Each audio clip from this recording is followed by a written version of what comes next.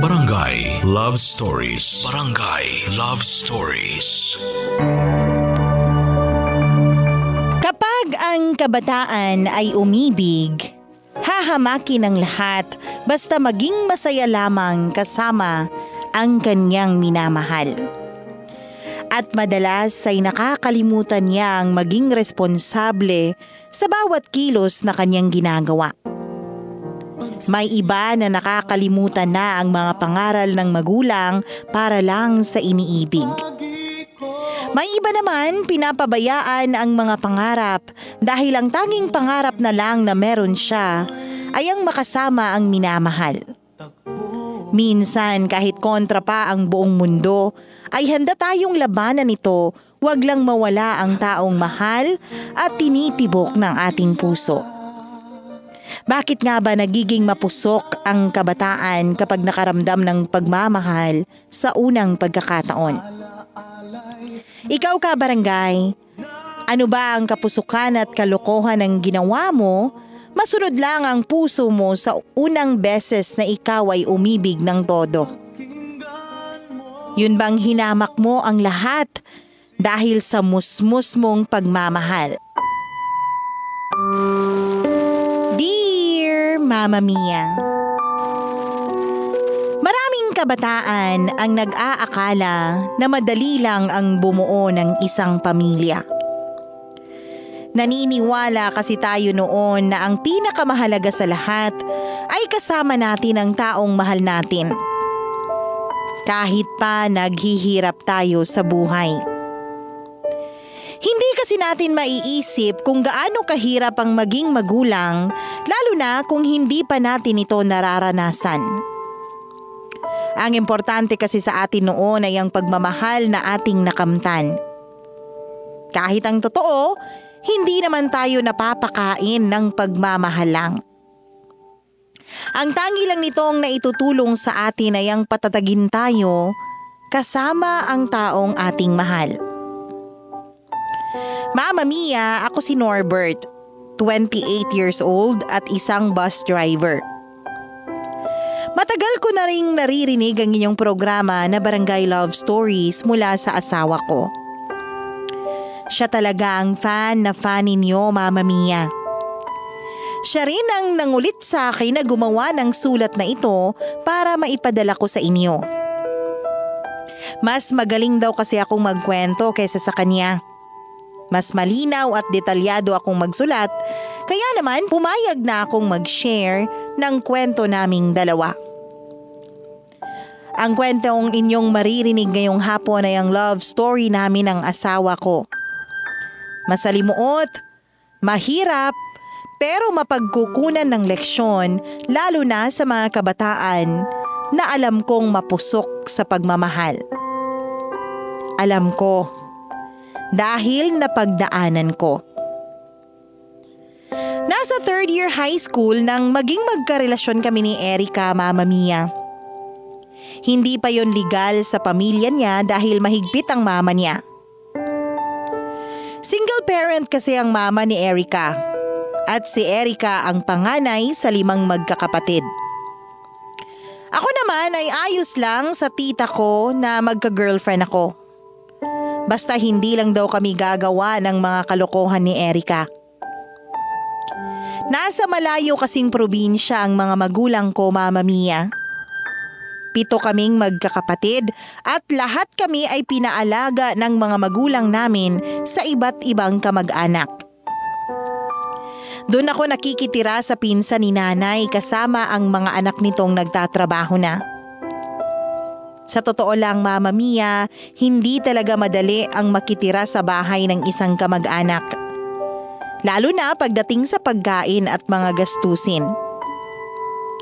Kaya naman kahit paano ay humahanap ako ng racket para may maiabot sa tita ko na panggasto sa bahay.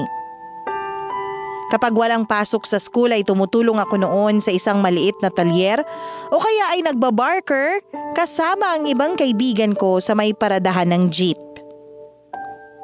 Alam ni Erica ang lahat ng tungkol sa buhay ko, Mama Mia.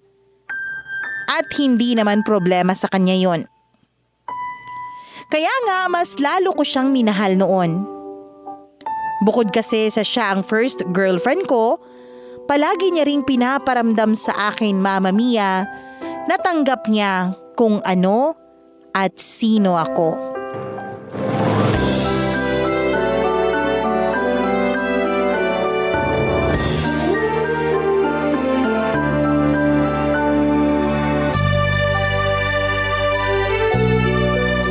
Halika babe, pasok ka. Sigurado ka ba na okay lang na nandito ako sa bahay niyo? Oo naman, okay lang. Girlfriend kita eh.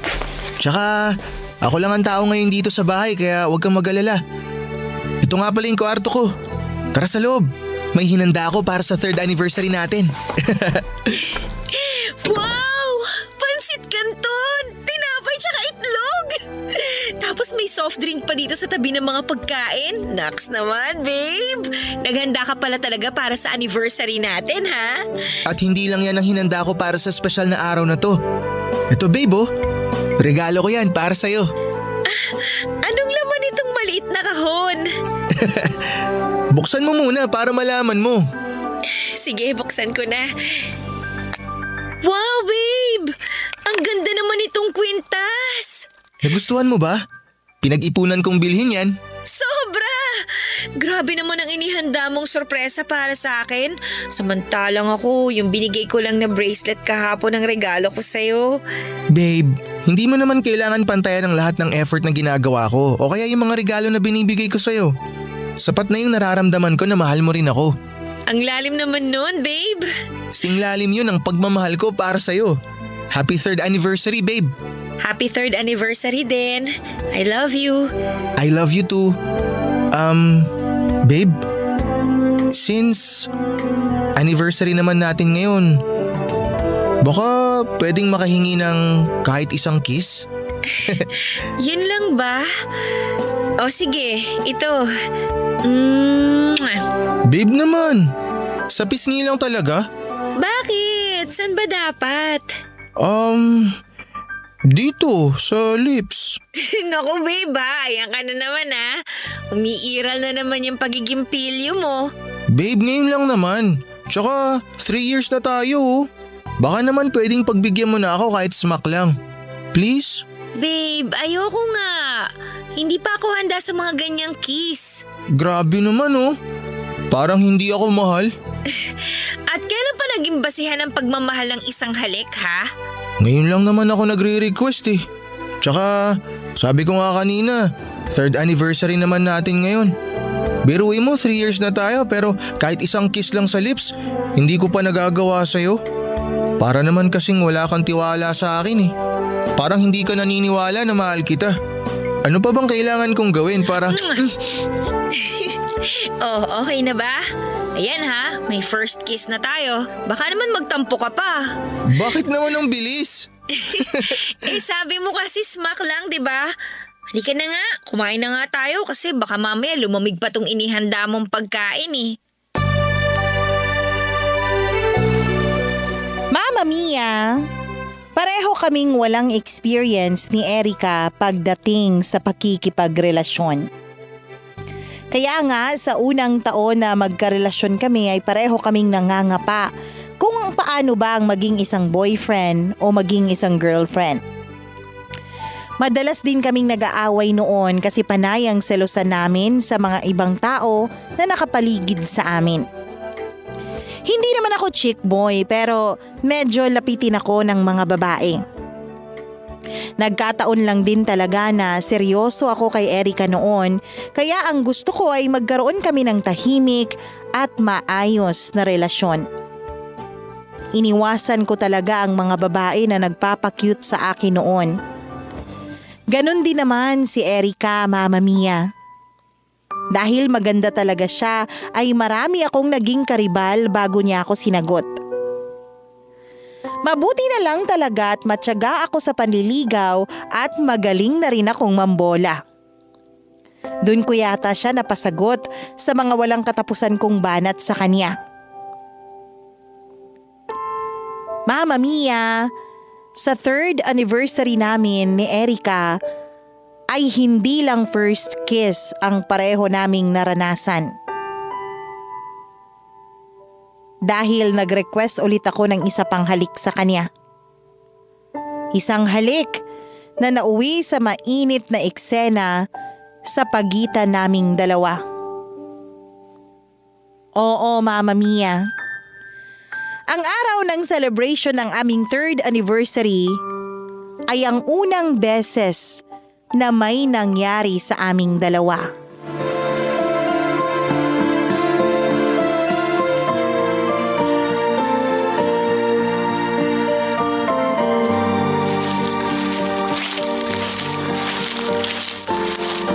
Oh babe, sabi ng kaklase natin puntahan daw kita dito sa likod ng guardhouse. Pinatawag mo ako? May sasabihin ako sa'yo. Ano ba yun? Parang ang seryoso naman ang mukha mo. Ito, tingnan mo. Ano to? Hindi mo ba alam kung ano yan? Ay, pregnancy test kit yan. Ha? Bakit may ganito ka? Siyempre kasi ginamit ko. Eh bakit nga? Tsaka ano bang ibig sabihin itong dalawang guhit na pula? Ang isang guhit, negative. Yung dalawa naman, positive. At kapag positive yung resulta, ibig sabihin nun, positive na buntis ang isang babae. Teka, Erika. Naguguluhan ako. Ano ba talagang gusto mong sabihin sa akin? Buntis ako, Norbert. O ano, magulo pa ba? Naiintindihan mo na ba? Ha? Paano nangyari yun? Ano ibig mong sabihin paano nangyari yun? Norbert naman, huwag mo naman sabihin nakalimutan mo na ginawa natin yun. Wala pang 2 buwan na nakakalipas, di ba? Hindi naman, kaya lang di ba? Hindi naman natin inulit yun. Erika, isang beses lang naman natin ginawa yun ah. Ano naman kung isang beses lang? Kasi yung mga kakilala ko, ilang beses na nilang ginagawa yun pero hindi naman nila nabubuntis yung babae. Sila yun! Iba naman ako sa kanila, Norbert! Baka naman nagkakamali ka lang sa pagkakaintindi dyan sa pregnancy test kit na yan. Baka akala mo lang buntis ka pero hindi naman talaga. Mahigit 1 buwan na akong hindi dinadatnan. At alam mo na palaging regular ang buwan ng dalaw ko dahil sinasabi ko sa'yo yun. Ngayon nga lang talaga ako na-delay. Pagkatapos ng nangyari sa ating dalawa. Mabuti nga nakapagpabili pa ako ng pregnancy test kit na yan sa atin ng kaibigan ko eh. Dahil ngayon sigurado na ako na tama yung hinala ko. Pero hindi nga kasi pwedeng mangyari to. Isang beses nga lang kasi natin ginawa yun.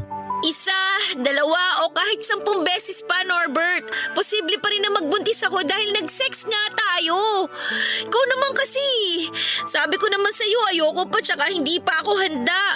Ikaw tong pilit ng pilit na gawin natin yung bagay na yon. Tapos ngayon na may mabubuo ng bata dito sa tiyan ko, ikaw tong may lakas ng loob na magsalita na hindi to pwede mangyari. Na hindi ako pwede mabuntis.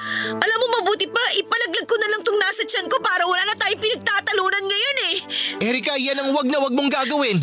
Ang lakas naman ng loob mo na utusan ako, Norbert. Kilala mo ang mama ko.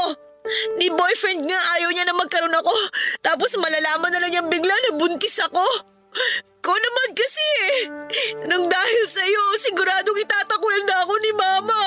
Basta akong bahala sa'yo. Palayasin ka man o itakwil ka ng mama mo, hinding-hindi kita iiwan. Pananagutan ko yung nangyari sa ating dalawa. Pananagutan ko ang magiging anak natin, Erika.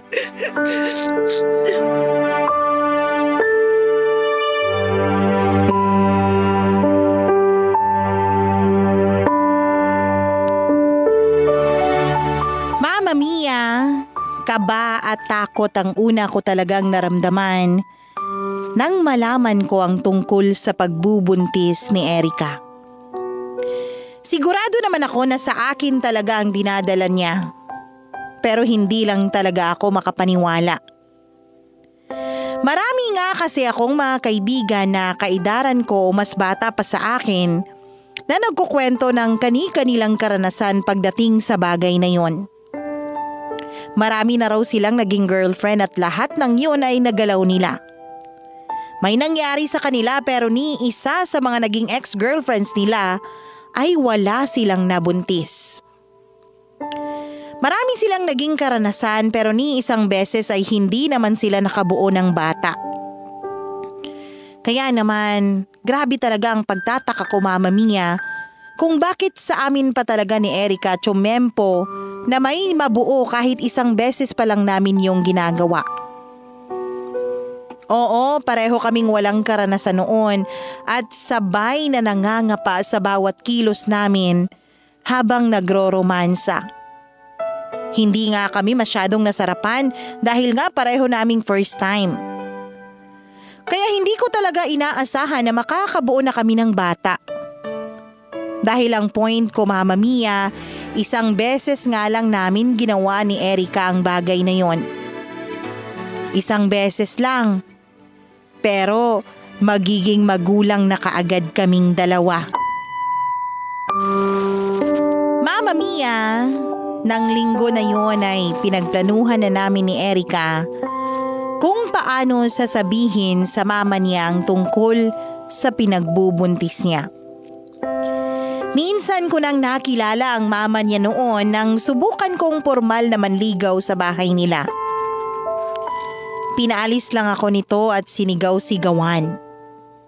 Sinabi ng mama niya na bata pa raw si Erica at hindi pa raw ito papayag na ligawan ko siya. May ibang masasakit na salita pa nga na binitawan ng mama niya noon sa akin, Mama Mia. Sinabi nito na walang future sa akin si Erica. At hindi rin daw nito papayagan na ako ang maging boyfriend ng anak niya. Aaminin ko na nasaktan ako noon, Mama Mia.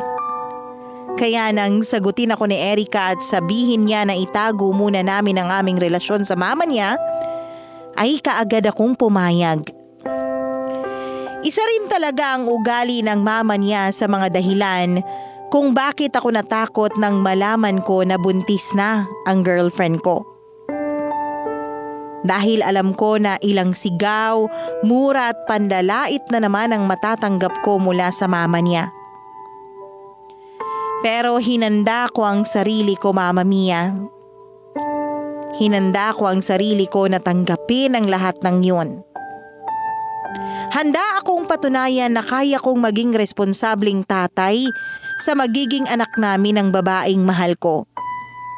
Handa akong patunayan sa mama ni Erica na kaya kong alagaan ang mag-ina ko.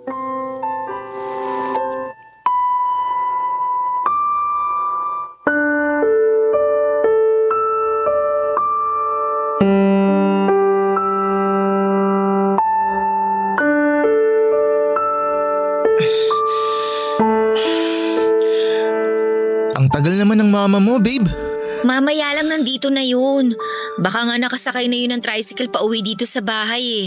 Minsan kasi marami pa yung kakilala na dinadaanan para bentahan ng mga damit.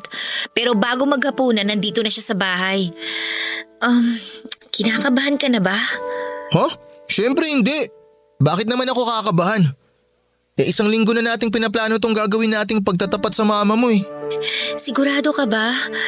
Kung gusto mo, pwede naman nating ipagpaliban muna yung pagsasabi kay mama. Ayoko naman kasi nang napipilitan ka lang na gawin to. Ano ka ba? Siyempre hindi ako napipilitan. Gusto ko na rin namang malaman ng mama mo ang sitwasyon mo ngayon. Para matapos na tong kaba na nararamdaman natin pareho. Di inamin mo rin na kinakabahan ka nga. Si mama na yata yan nagbukas ng gate sa labas. Babe, mag-ready ka na ha. Huwag ka masyadong kabahan. Oo, huwag kang mag-alala. Ako nang bahalang magsabi sa kanya. Hindi talaga ako kinakabahan, promise. Oh, ba't nandito ang lalaking yan? Anong meron? Magandang hapon po, tita. Hoy, hindi ka namin kamag-anak kaya tigil-tigilan mo yung pagtawag sa akin ng tita. Ano bang kailangan mo at nandito ka sa pamamahay ko? At ikaw, Erica, umalis-alis ka nga sa tabi ng lalaking yan at baka mahawaan ka ng kabubuhan niya. Mama, may gusto po kasi sanang sabihin sa inyo si Norbert. Wala akong panahon dyan kaya ikaw lalaki, umalis ka na dito sa bahay namin bago pa ako tumawag ng mga tanod sa labas. Tulungan mo na lang ako dito sa mga bitbit ko, Erica.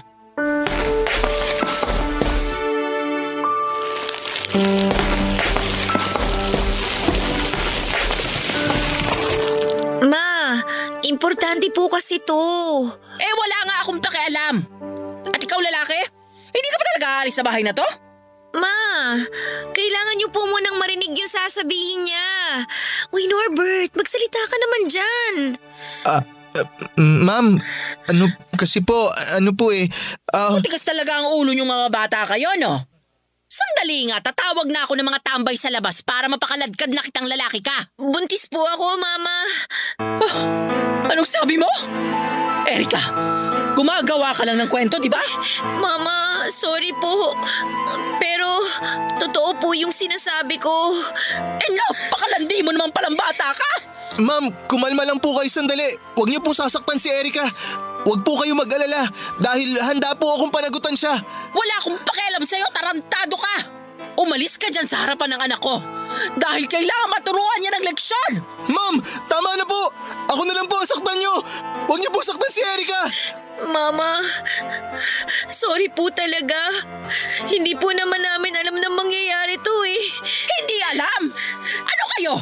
Mga batang musmos na naglalaro ng bahay-bahayan at buntis-buntisan? Tapos bigla na lang magkakatotoo? Ganun ba? Ha? Erika? Akala ko po kasi hindi ako mabubuntis. Kasi isang beses lang naman po nangyari yun. Ang tanga mo naman pala talaga? Nahawaan ka na ng katangahan ng lalaking yan! Lumayas ka na nga lang sa bahay na to!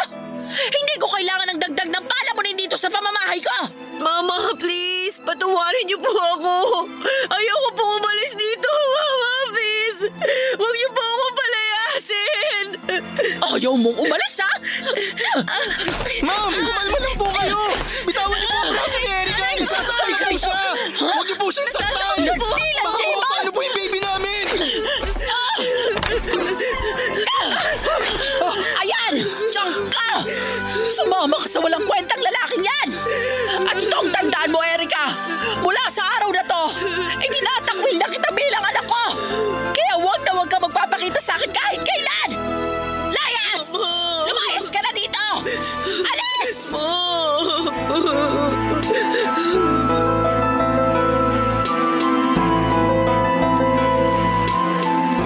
Mama Mia, sinubukan pa naming magmakaawa ni Erika sa mama niya para hindi siya palayasin.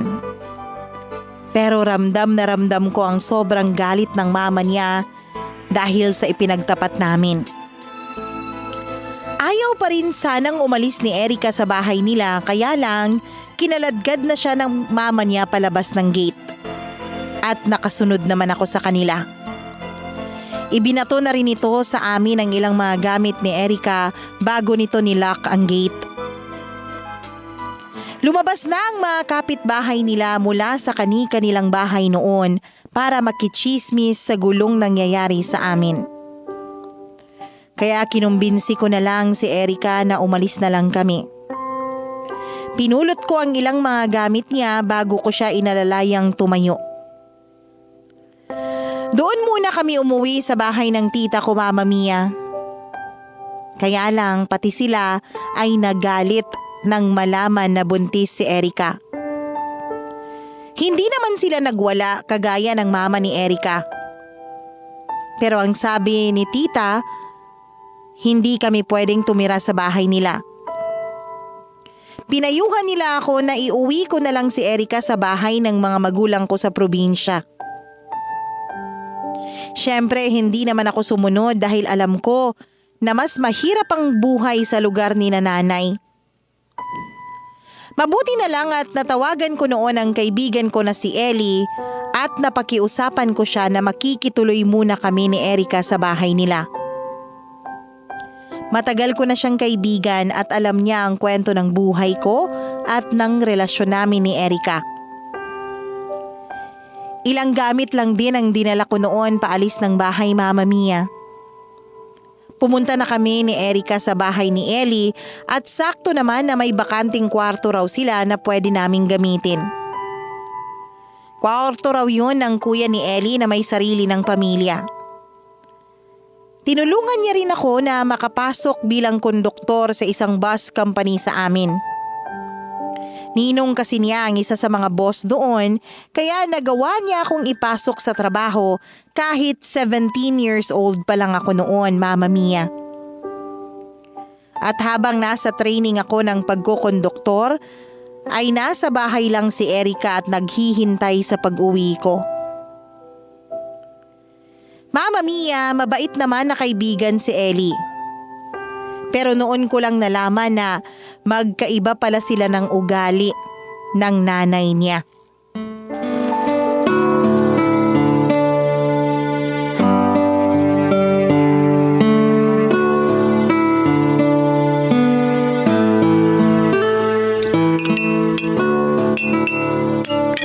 Oh babe, kain ka na. Mabuti na lang at may natira pang tinola dun sa nadaanan kong karinderya kanina. Yung isang araw mo pa to nire-request sa akin di ba? Oo babe, salamat. Kumusta nga pala yung training mo kanina? Maayos naman. Next week daw, baka mag-umpisa na ako ng solo. Ang ibig sabihin nun babe, tataas na ang sweldo ko at hindi na training allowance lang. Mabuti naman kung ganon. Sana talaga magtuloy-tuloy na yung trabaho mo para hindi na tayo nahihirapan sa pera. Sinabi mo pa. Paubos na rin kasi tong ipon ko Buti nga nakapag-ipon ako kahit papaano. Ikaw babe, kumusta naman ang araw mo dito? Ay, maayos naman. Oh, bakit parang ang lalim ng buntong hininga mo? Wala babe, medyo napagod lang kasi ako kanina Bakit babe? Ano bang ginawa mo kanina dito sa bahay ni na Ellie? Nilinis ko kasi itong buong bahay kasama na yung banyo. Panay parinig kasi nung nanay nung kaibigan mo na buong maghapon na lang daw akong tulog. Ang lakas-lakas pa ng boses kahit nasa labas siya ng kwarto natin. Kaya lumabas na lang din ako ng kwarto para maglinis dito. Ay, huwag kang mag-alala. Kakausapin ko na lang siguro si Ellie. Hindi na kailangan babe, nakakahiya Tsaka nakikitira lang naman tayo dito kaya wala tayong karapatan na magreklamo. Oh Norbert! Oh, nakauwi ka na pala. Nakausap ko si Ninong kanina. At ang sabi daw ng trainer mo, ang bilis mo raw matuto. Magaling lang talaga yung nagtitrain sa akin. Naku! Napakainit talaga ng panahon ngayon. Mapa sa labas o loob man ng bahay, parang impyerno sa init. Lalo na kung nagsisiksika ng mga sampi dito sa loob ng bahay namin. O Ellie, halika nga rito at buhati mo to mga dala kong gulay. Guys, sandali lang ha. Tutulungan ko lang si nanay sa mga dala niya. Sige lang Ellie. Ano ba talagang plano mo dyan sa mga kaibigan mo, Ellie?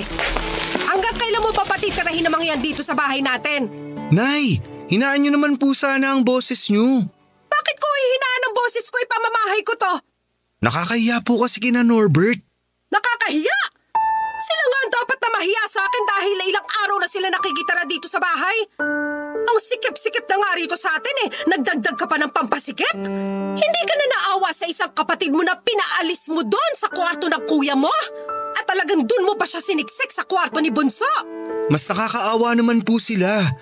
Wala na kasi silang ibang matutuluyan. Anong nakakaawa? Ginusto naman nila yan Ginusto nilang gumawa ng kalokohan tapos kapag nagkanda lintik-lintik na mga buhay nila, mandadamay na sila ng buhay ng ibang tao. Naku Ellie sinasabi ko sa'yo, kapag hindi talaga ako nakapagtimpi sa mga kaibigan mo na yan, ako na magpapalaya sa mga yan!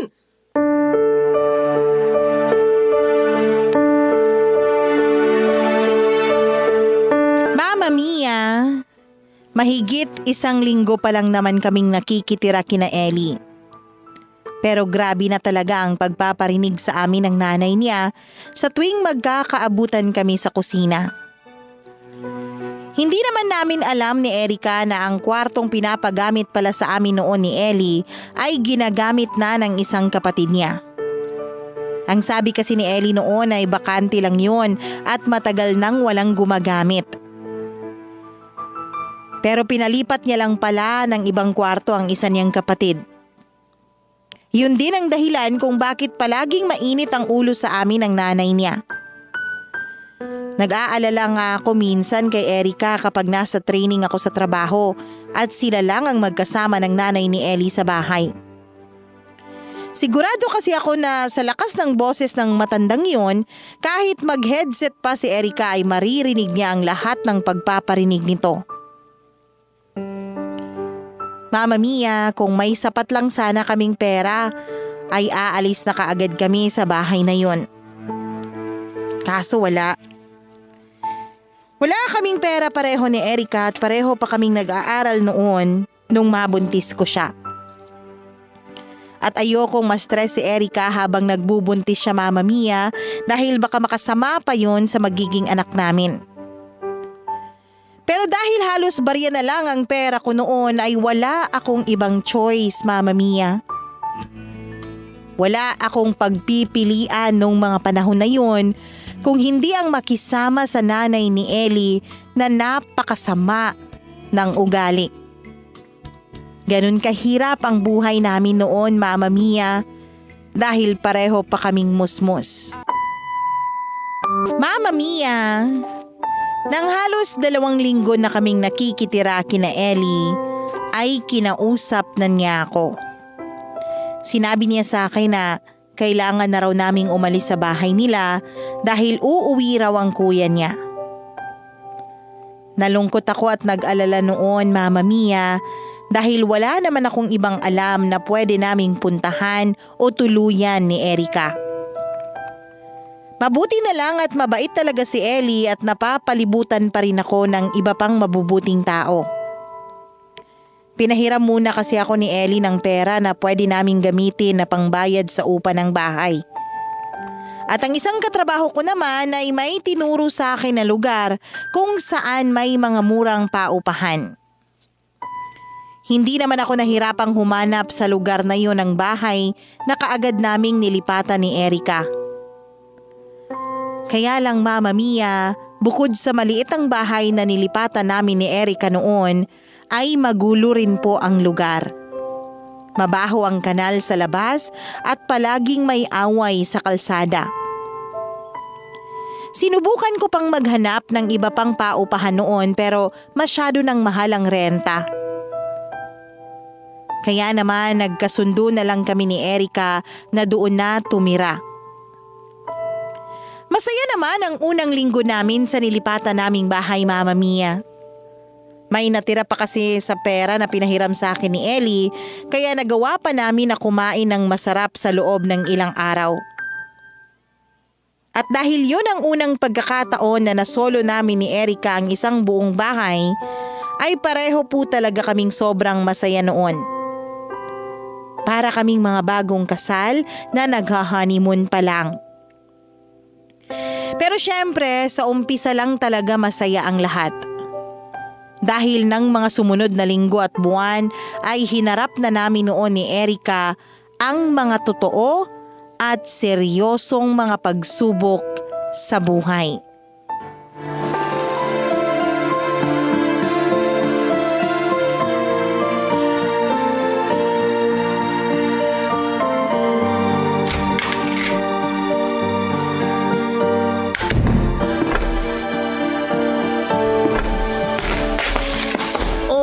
Bakit ngayon ka lang nakauwi? Magkahating gabi na. Ay, yung kasama ko kasing driver bumiyahe pa. Kahit nang usapan namin, hindi na kami masyadong magpapagabi.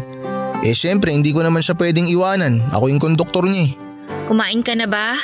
Hindi pa nga Niyayaya ako ng partner kong driver pero sabi ko, dito na lang ako sa bahay kakain. Sandali lang, ipaghahain kita. Alam mo, parang napapadalas na yata yung pag-uwi mo ng 10 oras ng gabi, ha? Ganun talaga. Mahina ang biyahe ngayon Kaya kailangan namin magsipag.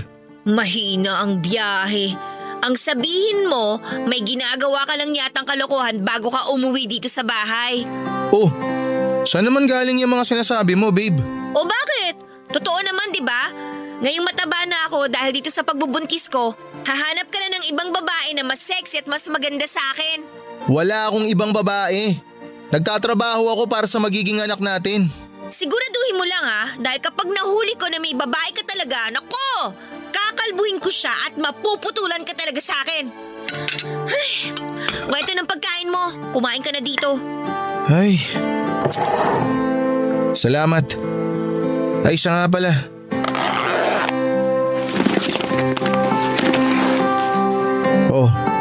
Ito yung sweldo ko. Maagang binigay sa amin yan kasi holiday daw sa katapusan.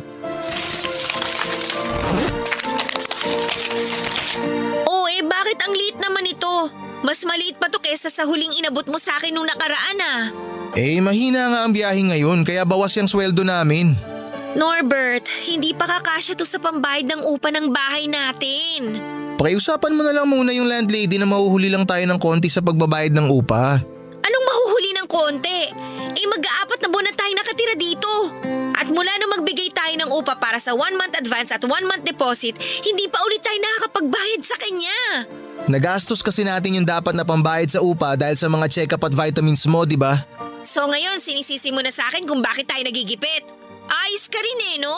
Hindi kita sinisisi, Erica. Pinapaalala ko lang kung bakit tayo nasa-short ngayon. Kakasabi mo lang kanina, Norbert. Huwag mo nga akong gawing bingi tsaka tanga. Sinisisi mo sa pagbubuntis ko kung bakit tayo nahihirapan ngayon. Ay, sige. Para matapos na ang pagtatalo na to. Gagawan ko na lang ng paraan bukas. Didilayan siya ako ng pera sa mga katrabaho ko. Dapat lang. Palibasa kasi hindi ikaw ang humaharap sa landlady sa tuwing maniningil na siya sa atin Tsaka tandaan mo to, Norbert. Ikaw ang dahilan kung bakit maagang nagulo yung buhay ko. Kaya wag mo isisisi sa akin kung nahihirapan ka ngayon sa trabaho mo. Dahil responsibilidad mo kami ng anak mo. Tandaan mo yan!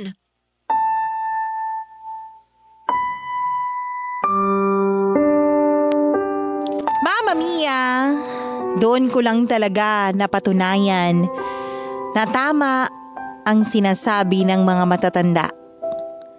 Hindi pala talaga madali ang bumuo ng sariling pamilya sa murang edad. Lalo na at pareho pa kaming hindi pa handa sa mga responsibilidad ni Erica. Hindi ko alam kung parte ba ng pagbubuntis niya noon ang pagiging selosa at mainiti ng ulo. Pero minsan talaga hindi ko na napipigilan ang sarili ko na patulan siya, Mama Mia. Hindi naman kasi madali ang magtrabaho bilang konduktor ng isang bus. Sipag at katawan talaga ang puhunan. Sobrang payat ko pa naman ng mga panahon na yun. Kaya hirap talaga ako na makipagsiksikan kapag halos puno na ng pasahero ang bus namin. Uuwi ako ng bahay namin na gutom at pagod. Tapos sasalubungin pa ako ng pagbubunganga ni Erica. Hindi naman ako dumating sa point na nasasaktan ko siya ng pisikal. Pero minsan, medyo napagtataasan ko na rin siya ng boses kapag napupuno na talaga ako.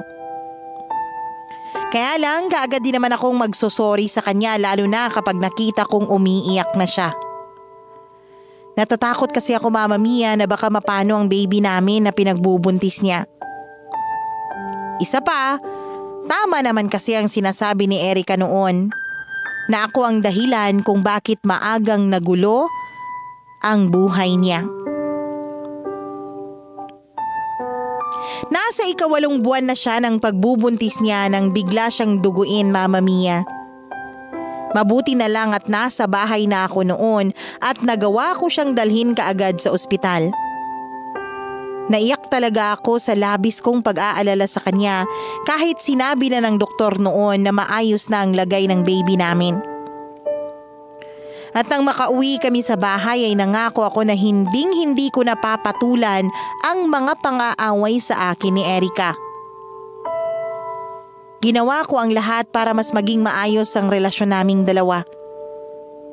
Kahit ang totoo, Mama Mia, ay nahihirapan na talaga ako. Hindi ko yun pinapakita sa kanya. At nang araw na manganak si Erica, Mama Mia, ay ang isa sa mga araw na sobrang hindi ko makakalimutan sa buong buhay ko.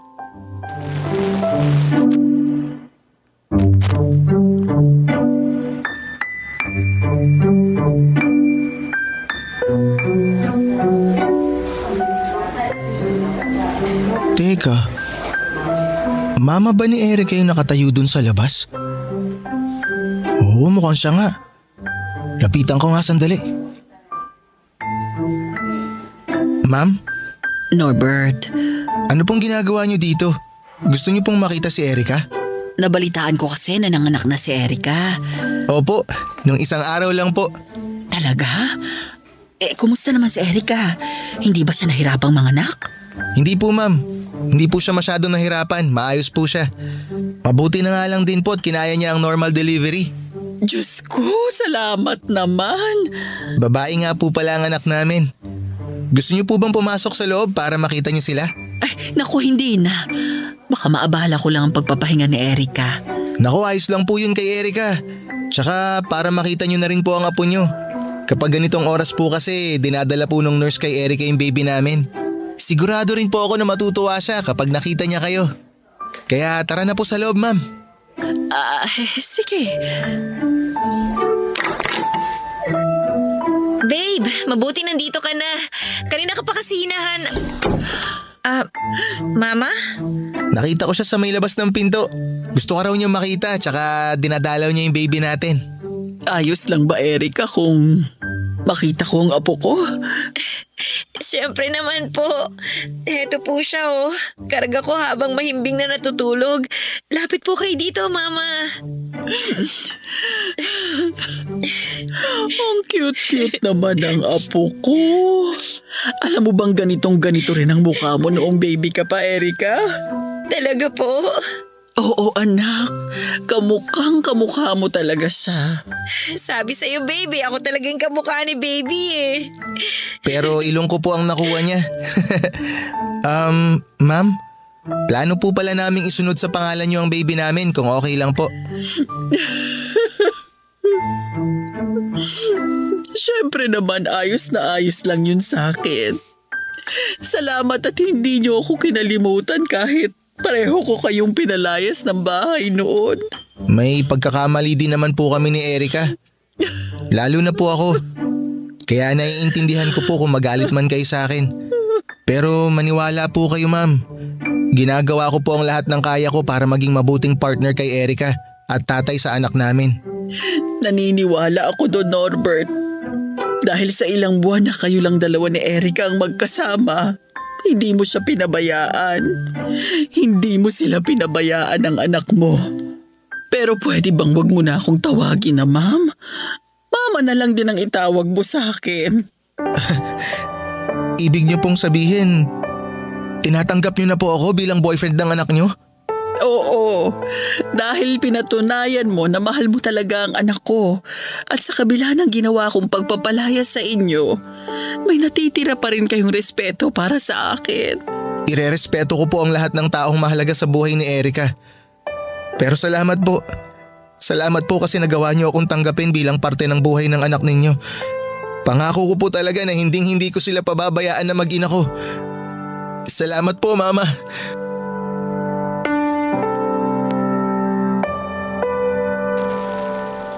Mama Mia, nang makalabas ng ospital si Erica, ay sinabi ng mama niya na doon na kami tumira sa bahay nila. At para makatipid kami ay pumayag na rin ako sa gusto niya. Doon na kami ni Erica tumuloy sa bahay nila at pagkalipas ng 1 taon ay bumalik siya sa pag-aaral niya. Ang gusto talaga ni Erica at ni mama ay ako muna ang magtapos ng pag-aaral. Pero sinabi ko na si Erica na lang. Magtatrabaho na lang ako para mapag-aral siya. Dahil na rin sa tulong ni mama ay hindi na kami masyadong nahirapan ni Erica sa buhay may pamilya. Minsan ay nagtatalo pa rin kaming dalawa. Pero parte na rin yun siguro ng relasyon at pagiging isang magulang. Pero bago naman matapos ang araw ay nagkakasundo rin kami kaagad. Ganun talaga siguro kapag nagsisimula ng mag-mature ang isang mag-partner, Mama Mia. Hindi na nila pinapalaki pa ang away at mabilis nang inaayos ang mga gusot sa relasyon. Dahil ng mga sumunod pang mga taon ay halos wala na rin kaming pinagtatalunan pa ni Erica. Hindi na kami umaabot sa point na nagbabangayan kami na parang mga bata. Nang makapagtapos ng pag-aaral ng kolehiyo si Erica ay nagtrabaho na siya sa isang mall. Ako naman, Mama Mia, mula sa pagiging konduktor ay naging isang bus driver na. Mas hindi nakakapagod ang trabaho tapos mas malaki pa ang kinikita ko. Halos 10 taon na rin kaming nagsasama ni Erica. May 2 na kaming anak at may sarili ng bahay na hinuhulugan. Balak na rin naming magpakasal sa susunod na taon kapag natapos na naming bayaran ang hinuhulugan naming bahay. Ngayon kasi Mama Mia, mas gusto namin pareho na mas pinagpaplanuhan ang lahat ng bagay sa buhay namin. Mas mabagal ang proseso kapag may plano. Pero mas sigurado at maayos naman ang kinakalabasan nito. Siguro natutunan namin yun sa mga pabigla-bigla naming desisyon noong kabataan namin. At ayaw na sana naming maulit yung dati na pareho kaming nahihirapan talaga dahil pareho rin kaming mga isip bata pa noon. Mama Mia, salamat po sa pagbabasa nitong sulat ko. Sana ay nailahad ko ng maayos ang naging kwento ng buhay namin ni Erica. At sana rin ay nakapag-iwan ng aral ang kwento namin, lalo na sa mga kabataan na nakikinig ngayon. Na hindi talaga madali ang bumuo ng isang pamilya, lalong-lalo na kung hindi pa kayo handa. May mga bagay na masarap lang sa umpisa, pero puro hirap naman ang ipapalasap sa atin sa oras na mawala na ang sarap. Kaya kailangan nating tandaan na pwedeng hindi lang tayo ang mahirapan dahil sa mga bagay na ginagawa natin sa ating buhay. Pwede ring mahirapan pati na ang mga taong nakapaligid sa atin. Hanggang dito na lang ang sulat ko, Mama Mia, at more power and God bless po sa inyong istasyon, lalong-lalo na sa programa mong Barangay Love Stories. Hanggang dito na lang ang inyong forever kapuso at forever ka barangay, Norbert.